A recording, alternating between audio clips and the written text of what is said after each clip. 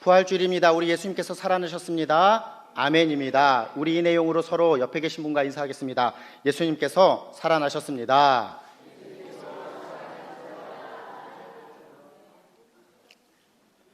우리 예수님, 죄와 사망의 권세를 이기시고 부활하시고 살아나셨습니다.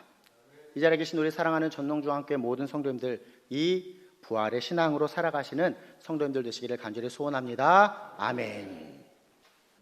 그와 같은 마음으로 이 시간 우리에게 주신 함께 읽은 마태복음 28장 1절로 10절 말씀에 기초하여서 두려움 너머의 큰 기쁨이라고 하는 주제로 함께 말씀의 은혜를 나누도록 하겠습니다.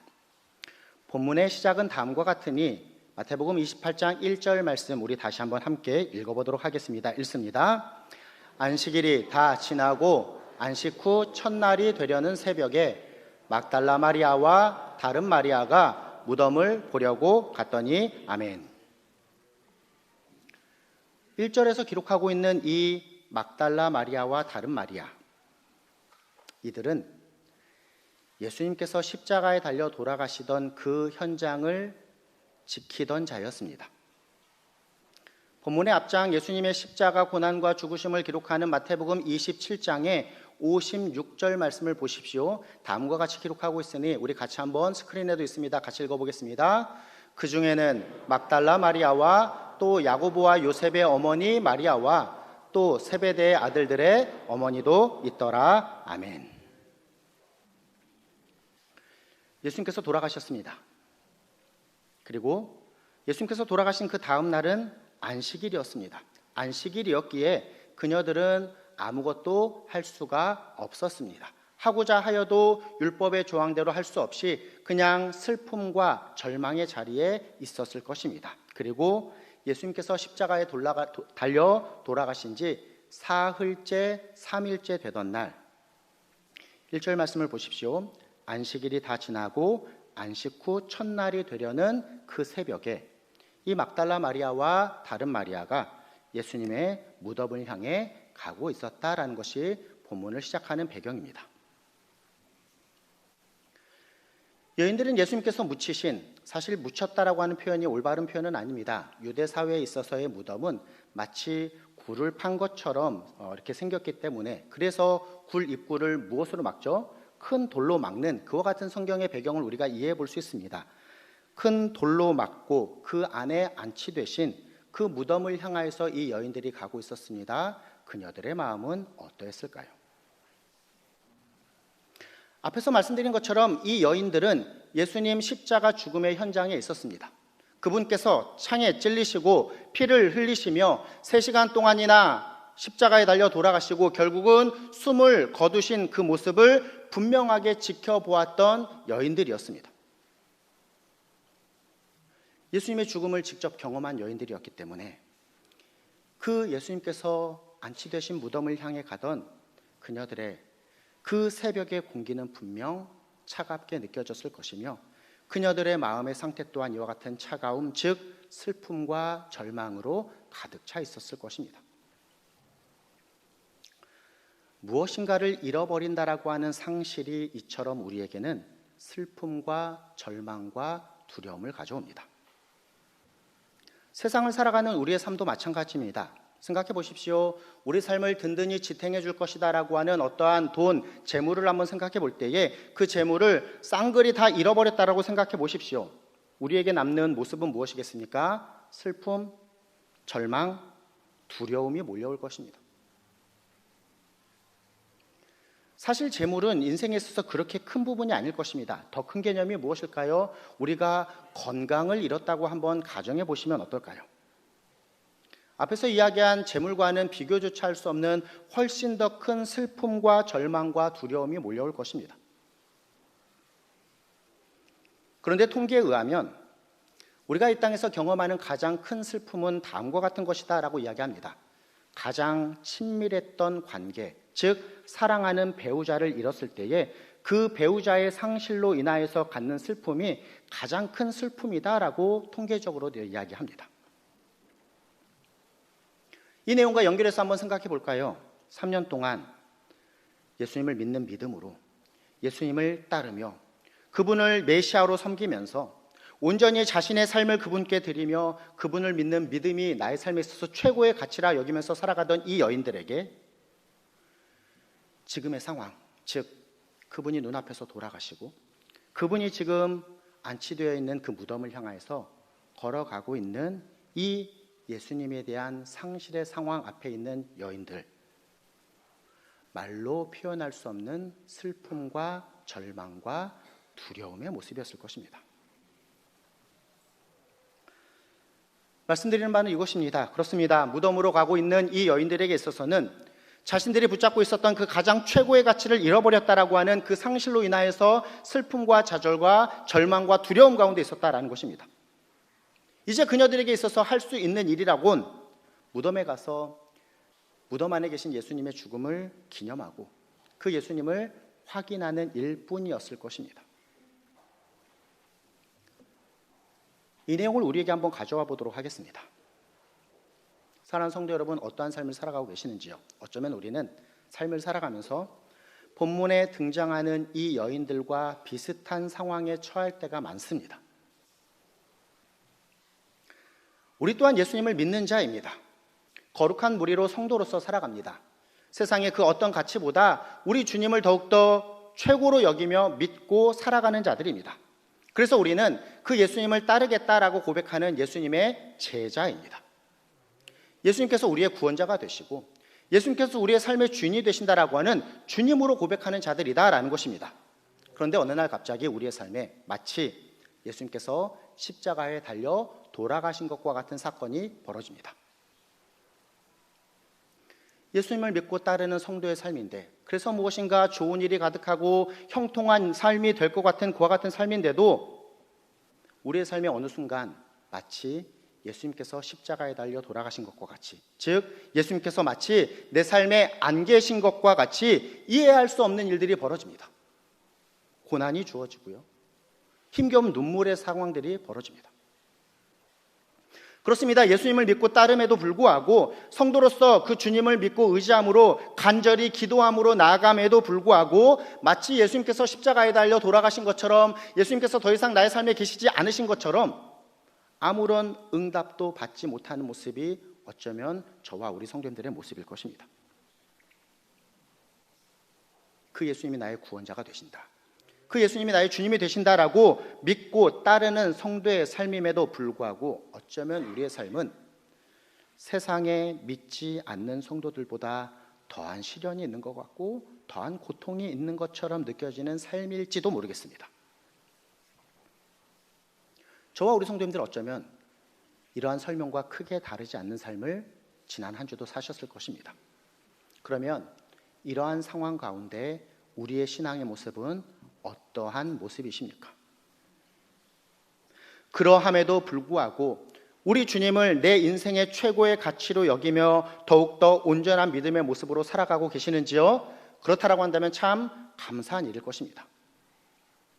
그런데 우리가 앞에서 설명드린 마치 예수님께서 십자가에 달려 돌아가신 것과 같은, 즉 내 삶에 마치 예수님께서 함께 하시지 않는 것과 같은 큰 시련과 이해할 수 없는 고난이 주어질 때에 우리는 그 상실로 인하여서 슬픔, 두려움, 절망, 좌절에 빠지곤 한다라는 것입니다.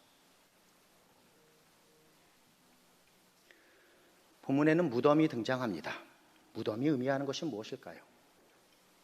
잘 생각해 보십시오. 사실 무덤은 오늘 본문에서 단순한 죽음을 의미하는 곳이 아닙니다. 그 무덤은 죽음보다는 끝이라고 하는 그 상실로 인한 절망과 두려움을 더욱더 의미하는 그와 같은 공간입니다. 연결해서 생각해 볼 때에 지금 예수님의 무덤을 향해서 나아가고 있는 이 여인들의 모습을 생각해 보면 이 여인들이 직면한 진짜의 문제는 예수님의 죽음 그 자체가 아닙니다. 그들에게 있어서의 문제는 예수님의 죽음으로 인한 이제 모든 것이 다 끝났다, 이제는 우리에게 남은 것이 없다, 그 남은 것이 없음으로 인한 그 상실로 인한 슬픔, 절망, 좌절, 두려움이 더 큰 문제다라는 것입니다. 이 부분에서 다시 본문으로 돌아와 보도록 하겠습니다. 지금까지 설명드린 것처럼 예수님께서 십자가에 달려 돌아가신 모습을 분명하게 지켜보았던 이 여인들이었기에 무덤으로 가던 이 여인들의 마음은 상실로 인한 슬픔, 절망, 두려움의 모습이었을 것입니다. 그런데 이들이 이 무덤에 도착했을 때 다음과 같은 놀라운 일이 벌어졌다라고 성경이 기록하고 있으니 이어지는 2절 말씀입니다. 같이 한번 2절 말씀 읽어보도록 하겠습니다. 큰 지진이 나며 주의 천사가 앉았는데, 아멘. 슬픔, 절망, 두려움의 순간 예수님의 무덤에 도착했을 때에 다음과 같은 놀라운 일이 벌어졌다라는 것입니다. 하나님께서 이들의 삶에 직접 개입하셨다라는 것입니다. 세상을 살아가는 우리의 상실감으로 인한 슬픔, 좌절, 절망, 두려움의 상황에서 하나님께서 직접 개입하셨다라는 것입니다. 아멘입니다. 지진이 일어납니다. 천사가 하늘에서 내려옵니다. 천사들은 무덤을 막고 있던 큰 돌을 굴려냅니다. 이와 같은 상황에서 다음과 같은 일이 벌어졌다라고 본문이 기록합니다. 4절 말씀입니다. 함께 읽어보도록 하겠습니다. 지키던 자들이 그를 무서워하며 떨며 죽은 사람과 같이 되었더라. 아멘. 놀라우신 하나님의 개입으로 세상의 가치와 방식과는 다른 역전의 현상이 일어납니다. 잘 보십시오. 죽은 예수님을 지키고 있던 산자들, 로마의 군병들이 죽은 자와 같이 됩니다. 반대로 어떠한 역사가 일어났습니까? 무덤 안에 죽으셨던 예수님은 그 지키던 자들이 무용하게 살아나신 분이 되셨다라는 것입니다. 세상을 살아가는 우리의 삶에 있어서는 물론 세상의 방식과 세상의 가치를 우리가 무시할 수는 없습니다. 우리 또한 24시간의 시간을 살아가며 우리에게 주신 재물과 또 우리에게 주신 재능을 가지고 살아갑니다. 그런데 우리는 단지 이 세상의 방식과 이 세상의 가치로만 살아가는 자들이 아닙니다. 우리에게는 놀라우신 하나님의 개입하시는 역사가 있으십니다. 세상의 방식과 세상의 가치와는 역전되는 더욱더 놀라우신 하나님의 은혜가 우리의 삶에 부어진다라는 것입니다. 상실로 인하여서 슬픔과 좌절과 두려움으로 가던 이 여인들에게 이와 같은 일이 벌어졌습니다. 그들은 상실로 인한 그 무덤을 찾아가는 모습이었으나 이 여인들에게는 생명의 소식이 전해지는 것입니다. 오늘 본문의 5절로 6절 말씀입니다. 같이 한번 읽어볼까요? 읽습니다. 천사가 여자들에게 말하여 이르되 너희는 무서워하지 말라. 십자가에 못 박히신 예수를 너희가 찾는 줄을 내가 아노라. 그가 와서 그가 누우셨던 곳을 보라. 아멘. 6절입니다. 그가 여기 계시지 않고 말씀하시던 대로 살아나셨느니라. 아멘 하실 거라 생각하고 다시 할 것입니다. 그가 여기 계시지 않고 말씀하시던 대로 살아나셨느니라. 아멘. 죽으셨던 예수님이시나 산자가 되셨다라는 사실을 천사들이 선포합니다. 우리 예수님께서 살아나셨습니다. 아멘. 그리고 그 예수님께서 계셨던 무덤이 어떤 곳이 되었다라고 이야기합니까? 빈 무덤이 되었음을 선포합니다. 와서 그가 누우셨던 곳을 보라. 무슨 의미죠? 그가 이제 여기 계시지 않고 살아나셨다라는 것입니다. 우리 예수님 부활하셨습니다. 아멘입니다. 부활하신 예수님 앞에 죄로 인한 사망, 그 죽음조차 패배하였다라는 것입니다. 아멘입니다. 천사들은 이 여인들에게 다음과 같이 전합니다. 그가 말씀하시던 대로 살아나셨느니라. 우리 주님은 이 땅에 오셔서 많은 천국 복음을 전하시고 많은 것들을 가르치시며 많은 이적을 행하심에 있어서 이제 십자가 고난의 길로 가심에 있어서 이 내용을 여러 차례 제자들과 따르는 무리에게 말씀하셨습니다. 내가 예루살렘에 가서 대제사장들과 장로들에게 붙잡힌 바 되어 고난을 받고 죽을 것이나 사흘 만에 살아날 것이다 라고 말씀하셨습니다. 말씀하시던 대로 주님 살아나셨습니다.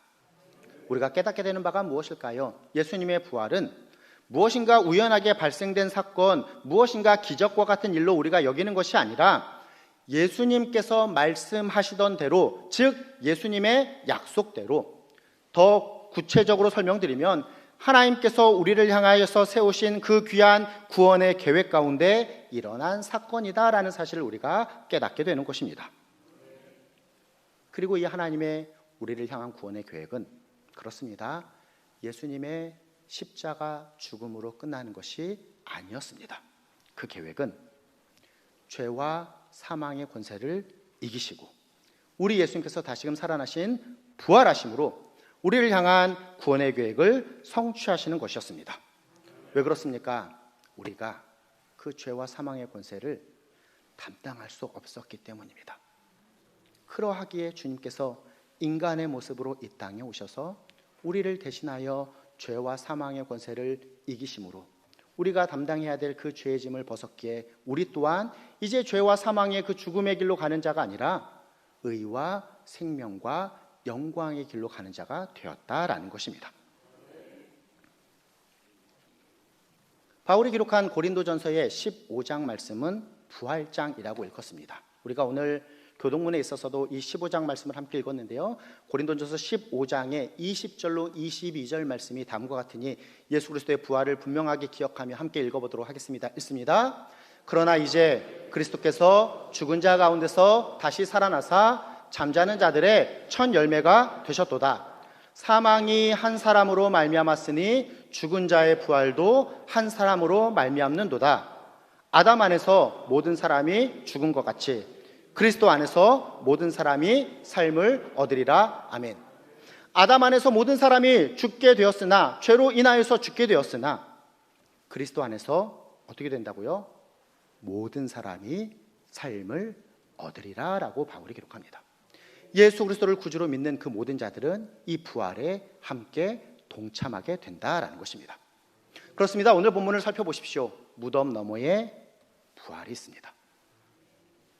우리 삶에 죄와 사망이라고 하는 그 궁극적인 어떠한 절망, 그 두려움 너머에 예수 그리스도를 통한 의와 생명이라고 하는 그 궁극적인 희망, 그 큰 기쁨이 있다라는 것입니다.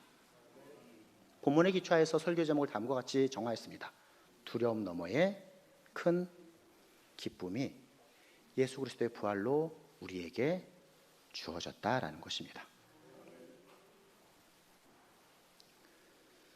예수님을 잃은 상실의 마음으로 슬픔, 절망, 두려움으로 가득했던 이 여인들. 그런데 이 예수님의 부활의 소식 앞에 그들은 어떠한 모습으로 변화됩니까? 오늘 본문 8절 말씀이니 함께 또 읽어보도록 하겠습니다. 읽습니다.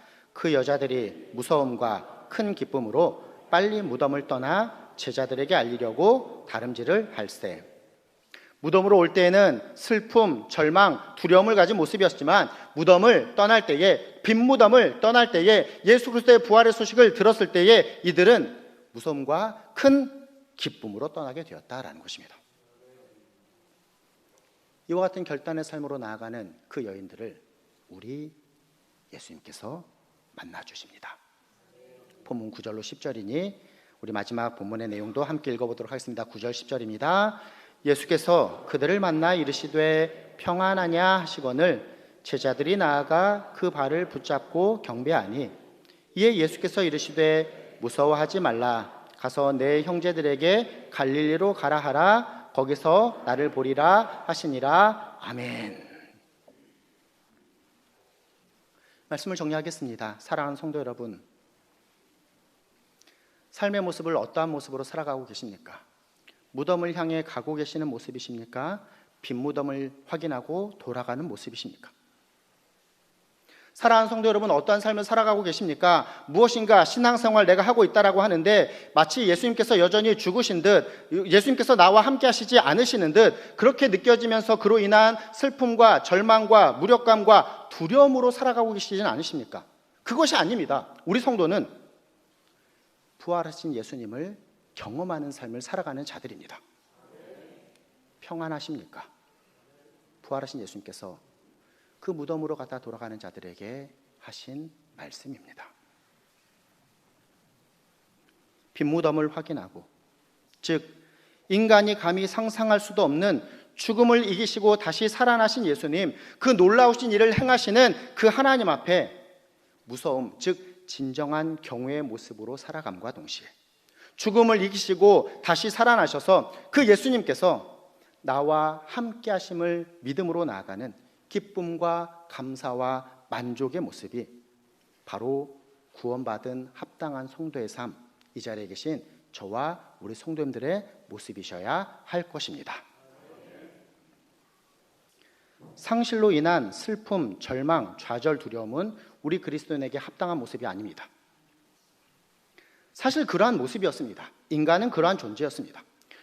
에덴 동산으로부터 시작해서 죄로 인하여서 우리는 상실 그 자체의 존재였습니다. 하나님께 버림받은 바 존재가 되었습니다. 하나님이 없는 인생, 하나님과 단절된 인생, 죄로 인해서 하나님께 나아갈 수 없는, 즉 하나님과 아무런 관계가 없는 존재였습니다. 그런데 우리 예수님께서 우리 대신 죄와 사망의 권세를 이기시고 부활하심으로 그 한 사람으로 말미암아 모든 사람이 삶을 얻게 된 것입니다. 우리는 상실의 존재가 아니라 하나님께 받아들여진 존재가 되었습니다. 이제 죄로 인해서 하나님과 단절된 삶이 아니라 하나님과 함께 살아가는 평안의 삶을 살아가는 존재가 되었다라는 것입니다. 그렇습니다. 그리스도인은 상실의 존재로서 슬픔, 절망, 두려움으로 살아가는 자들이 아니라 하나님께 받아들여진 바 되어 우리 주님과 함께 살아가는 그 평안함과 담대함의 모습의 존재가 되었다라는 것입니다. 본문이 포함되어 있는 이 마태복음의 가장 마지막 본문의 뒷부분입니다. 28장의 20절 말씀을 보십시오. 우리를 향한 귀한 약속을 무엇이라고 이야기하고 계십니까? 마태복음 28장 20절입니다. 함께 읽습니다. 내가 너희에게 분부한 모든 것을 가르쳐 지키게 하라. 볼지어다 내가 세상 끝날까지 너희와 항상 함께 있으리라 하시니라. 아멘.